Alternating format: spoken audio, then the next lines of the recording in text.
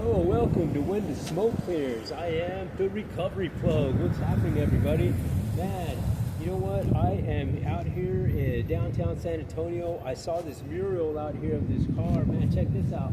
Isn't it a freaking cool little mural? I think it says down there, Los Otros Murias. LOSOTROMURALS.com. Okay, Los Otros Murals is what it is.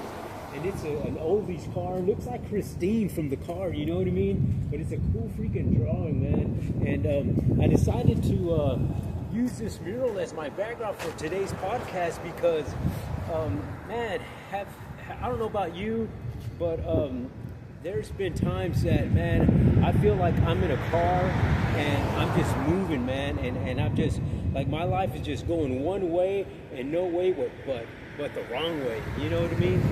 But before we get into that, I'd like to take a moment of silence, followed by the serenity prayer for the addicts who still suffer. So you know how I like to do that on all my video podcasts before I get started. So that's what we're going to do right now. If you would, a moment of silence, please, for the addicts who still suffers.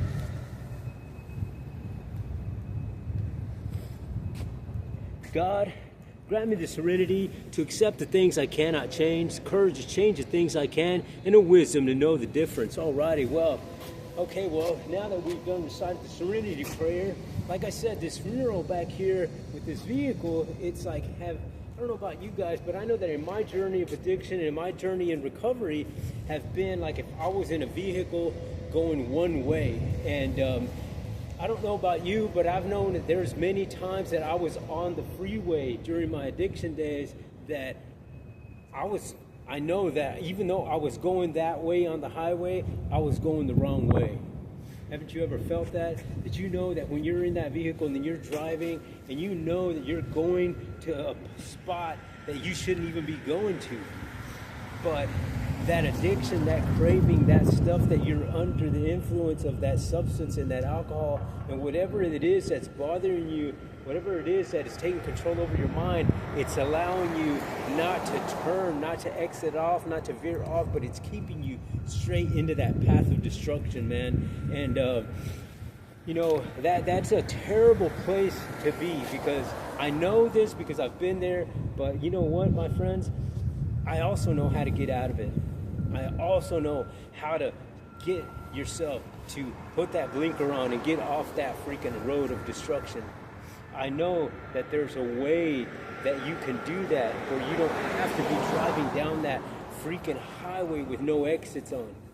You know what I mean? And for me, in my journey, it just happened to be that I had to search within and take pause and ask my higher power to come into my life and to intervene and to show me and give me the serene mindset and the wisdom to know what I needed to let go of, what I needed to let go of while I was driving that vehicle so that my higher power could take the wheel and move my life to where he needed my life to go.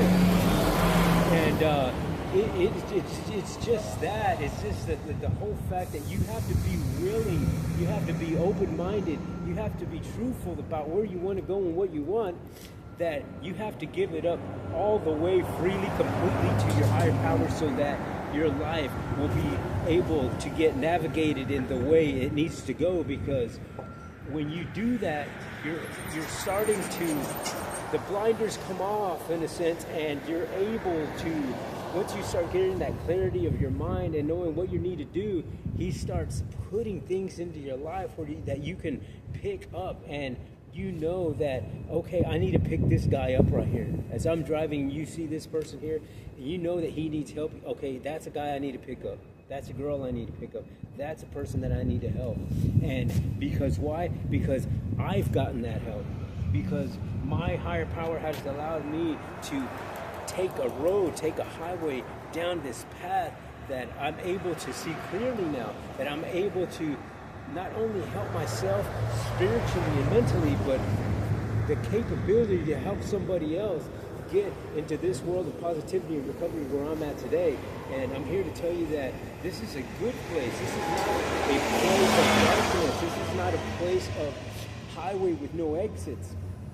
This is a place that you get into a vehicle like this, man, and you just drive, and it's just the scenery, the scenic route of amazement, and the scenic route of being clear-headed and being on a road of recovery is way far better than being on that dark highway with no lights on, with no freaking signs of exits anywhere, and you're just driving and driving and driving and driving until you just can't drive anymore. Until you either run out of gas or you veer off the road and crash. And I know for me, I was on that road of darkness, man, and there had been many times that I crashed. Many times that I crashed. But you know what? The part about asking for that serene wisdom to know the difference of where your life needs to go and what to do is the things that I didn't have when I was crashing. Every time I crashed, I would bandage myself up and I would get into the next vehicle. With the next vehicle that had no freaking doors, once you got in that vehicle, the doors locked and you just kept going. So I kept doing that repeatedly, and even repeatedly knowing that I was getting into a vehicle that was on a path to destruction, but I still got in it because I was still had a stronghold of the traumatic childhood experiences that I went through, and the PTSDs that I was dealing with, and the drug addiction that I was dealing with was still keeping me bound to a mind of just a one-way street. And when I finally got to this point, and I knew that I was going to crash, it was just like slow motion. I could feel myself. I knew that I was going, and I was just waiting for impact, but it was such a slow motion process that at that point in time, I realized, and I cried out to my higher power, said, God, help me.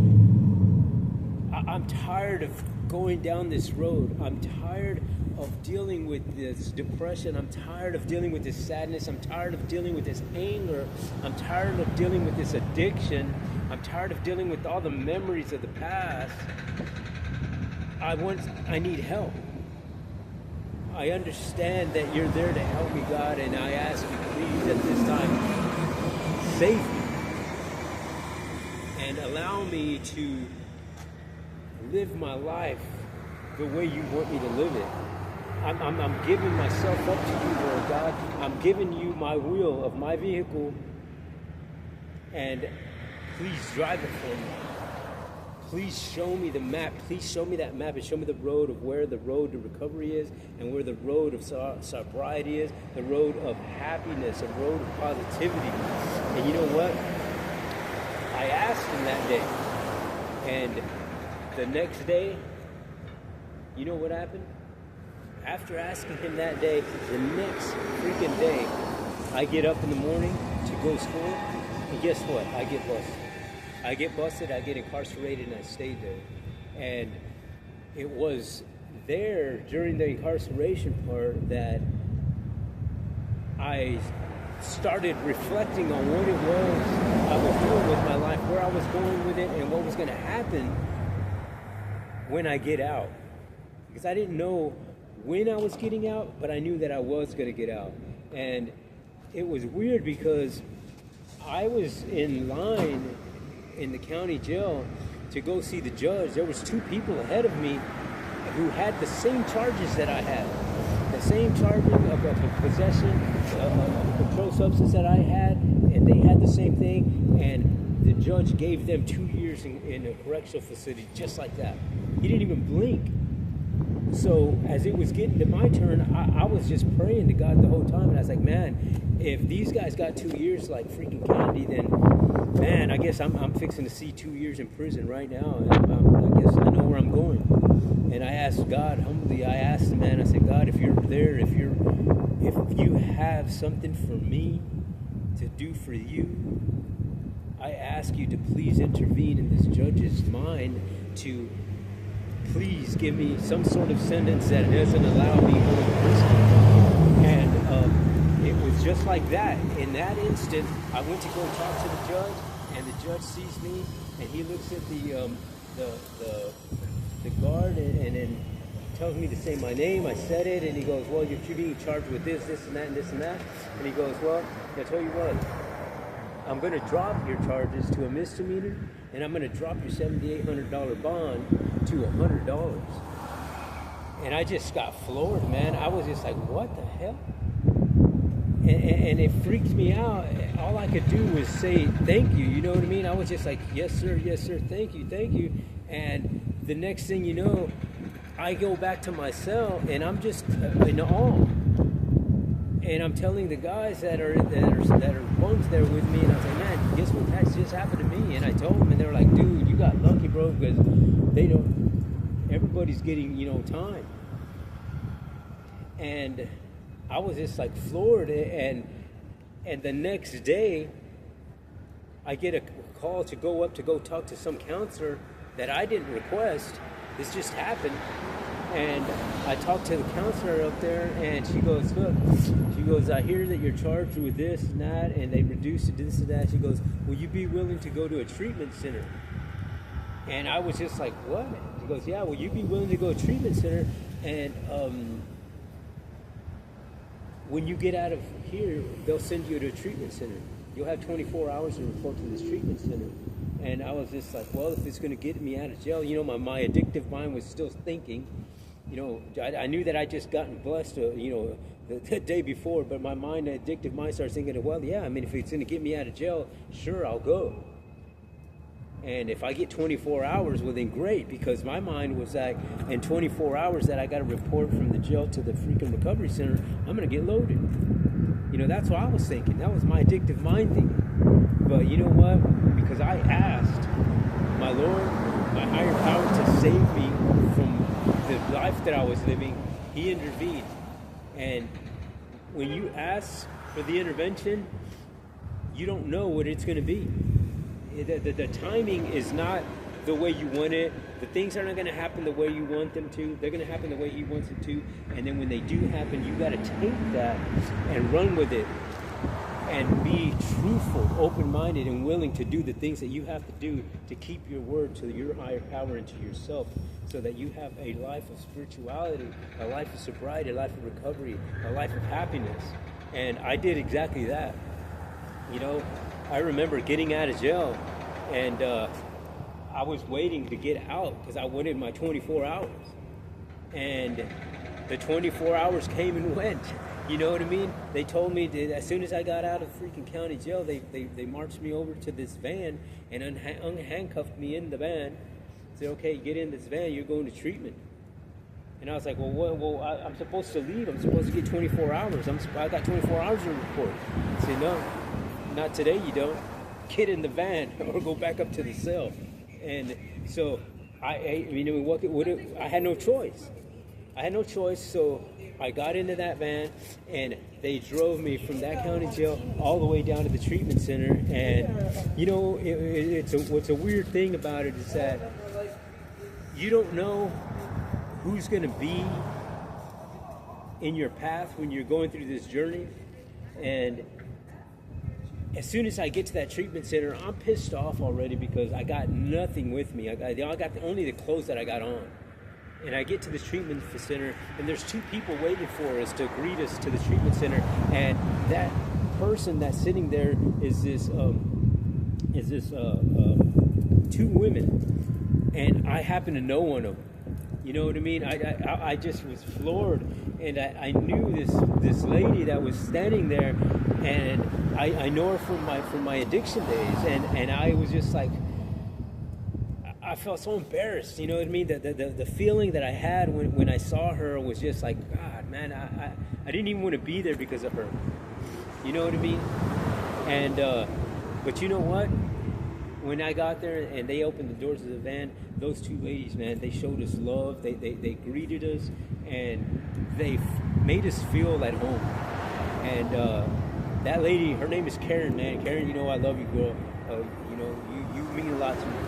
And because of you,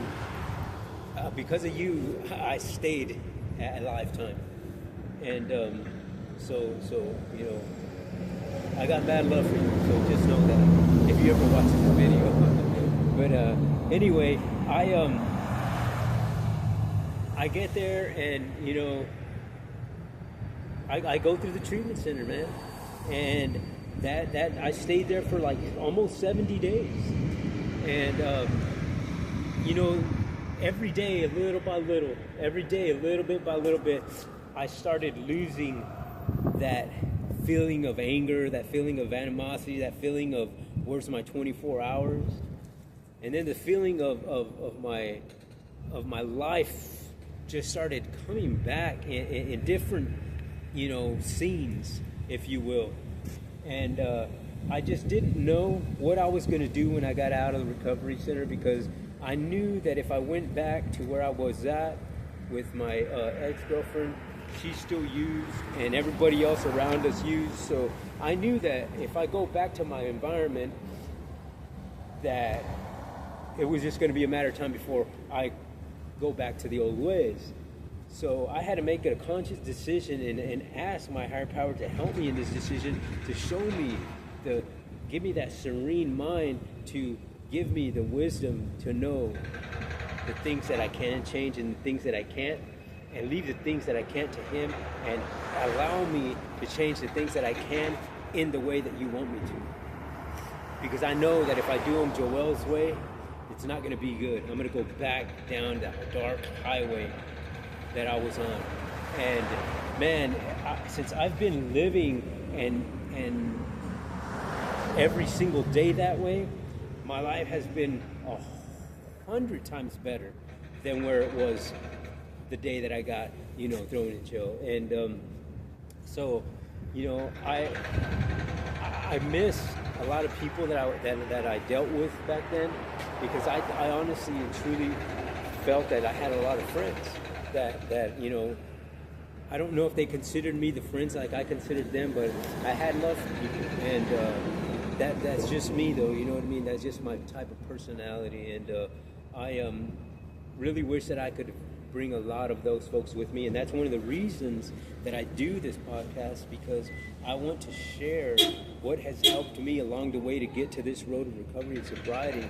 That my stories and my journey, if I tell it, it may help somebody else get onto that first rung of that ladder and climb out of that hole, and you know, toss those keys out and let your higher power take over, so that you don't have to be driving down this road of darkness, and you can drive your life, your vehicle life, down the road of positivity and recovery and love and compassion and empathy. And it's just so freaking awesome to live like that than living in the darkness.